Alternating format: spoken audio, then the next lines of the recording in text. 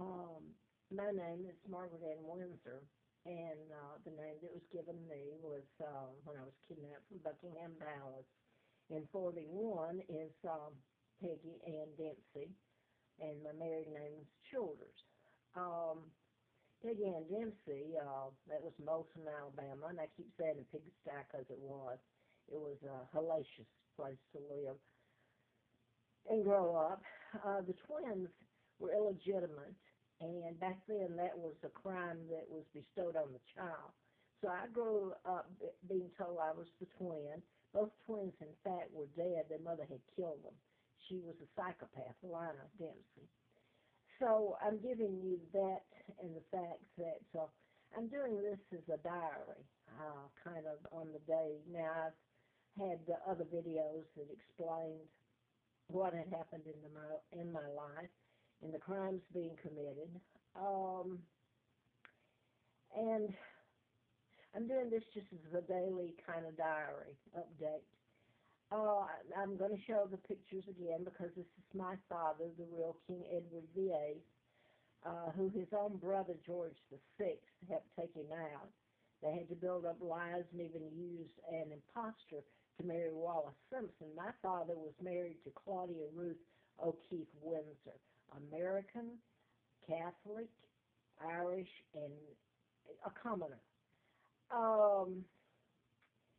So part of my family didn't like that, and also there was the New World Order, whether you call it the Trilateral or the Freemasons. It's the Jewish, and I guess over the years they joined forces under the New World Order. The United States controls that, but you've got the Kennedy. Joe Kennedy was ambassador to Great Britain during that time, helped with my kidnapping. The President of the United States, Roosevelt, the Rockefellers, the Rothschilds, the Bilderbergers, and later getting into the Watergate tape, the 18-minute gap, and putting me on a table and lobotomizing me if my country and family didn't come across with whatever ransom was asked this time was Henry Kissinger. And that's what was on the Watergate tapes. So now I'm going to show you the pictures of Lizzie, and I'm going to call her Lizzie. I can't even say my name. This woman has lived a life of luxury, and she's a traitor to the British. She's illegal, I'll say it again, so was her father, George, and they should be tried in a world court, and now then it's gone on so long, this mess, only God can do it. And I hope that he does. I'm going to show a picture of her. They've signed treaties that are illegal, giving the United States approval to put military bases all over everything British. So now then everything that was British, if anybody has noticed, belongs to the United States. South Africa, colonies that were in Africa, that's where oil and diamond mines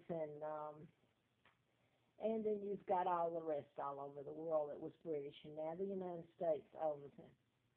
So here's Elizabeth, and she's renowned.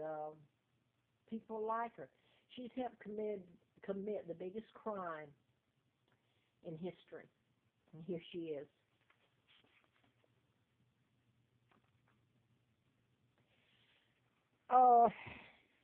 Now then,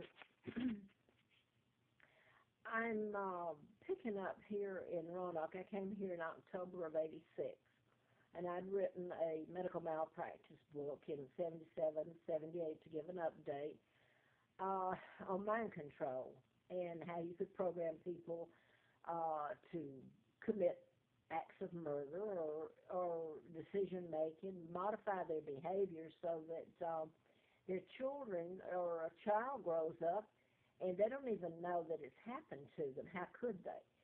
And, they can cause depression, can be caused all kinds of things. You can even cause deaths to appear of natural cause, and that was part of what in the book that they didn't want told, my book.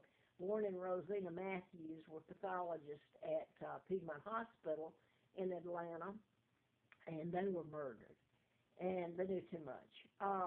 So you can cause suicides, you can cure or cause heart attacks or cancer or anything.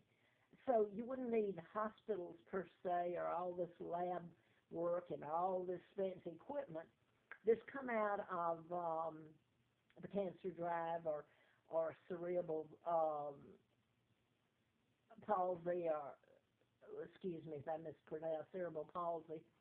I've just been gassed during the night where I woke up moaning and groaning, and not one person will do a thing to help me.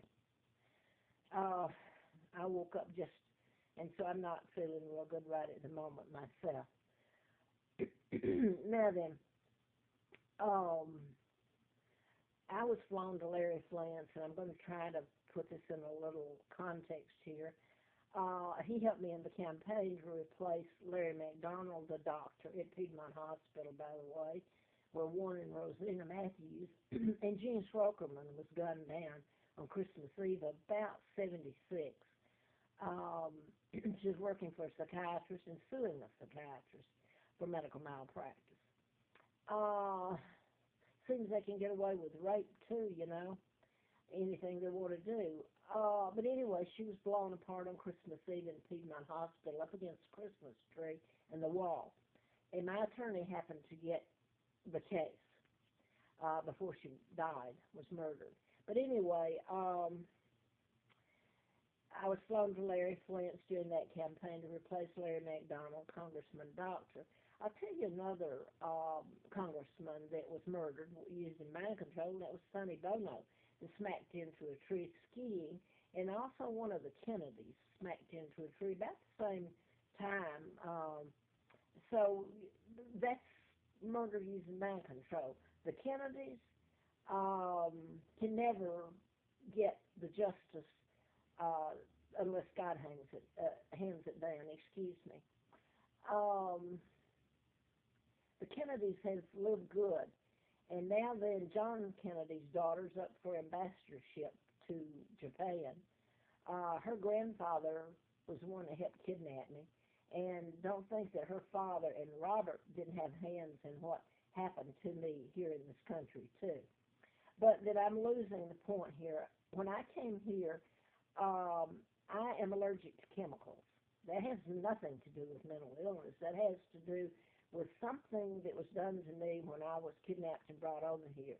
It affects, well, it's just that. It makes your immune system attack itself when you come in contact, simply in contact with certain chemical smells.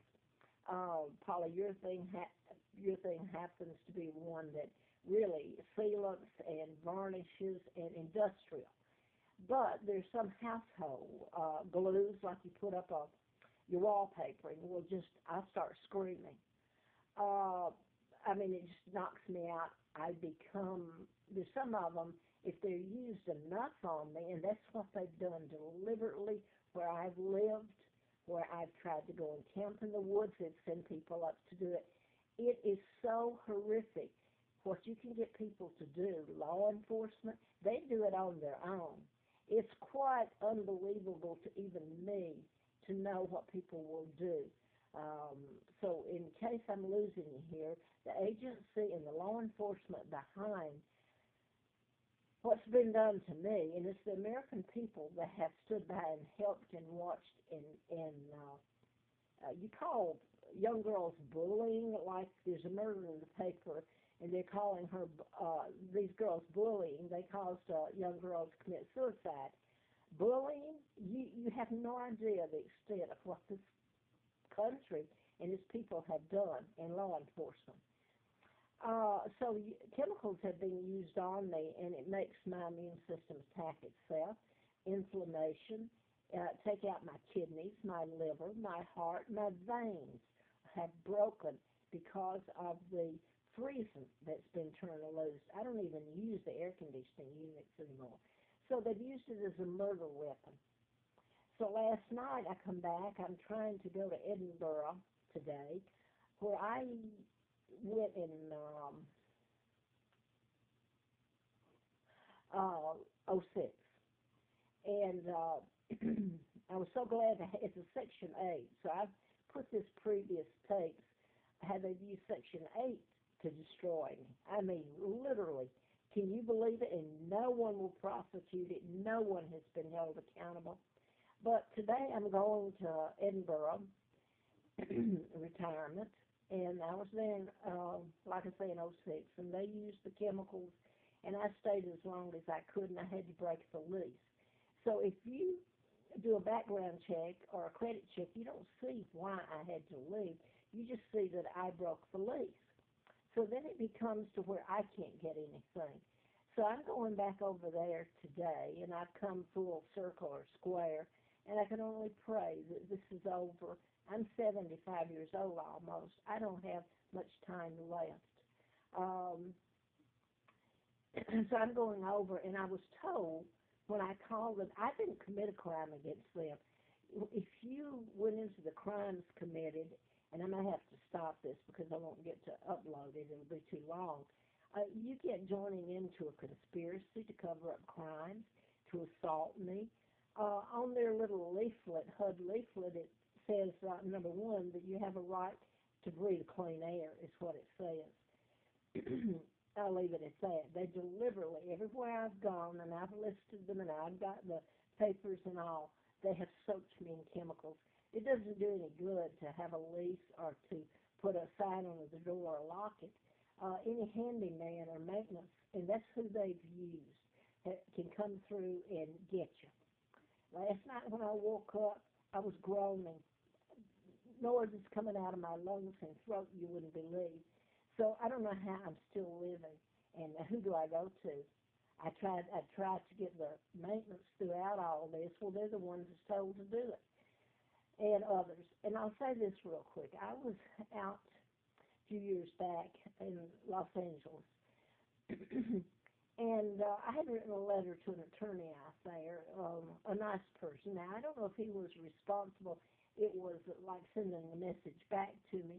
But when I started to get on the Greyhound to return here to Roanoke, a lady and her husband walked up and said they were from, I believe, Tucson, I'm not sure.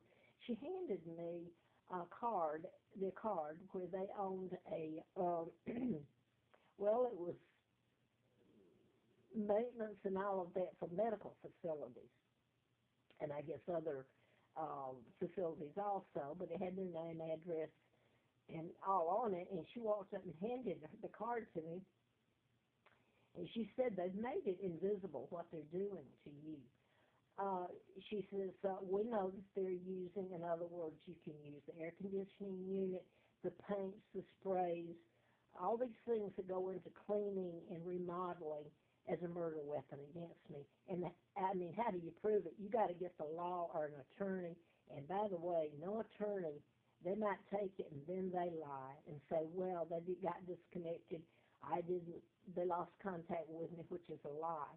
But again, till you get it into a court of law and you put people under oath, and they're afraid of perjury, there's no law that works for you. So I'm going to have to upload this.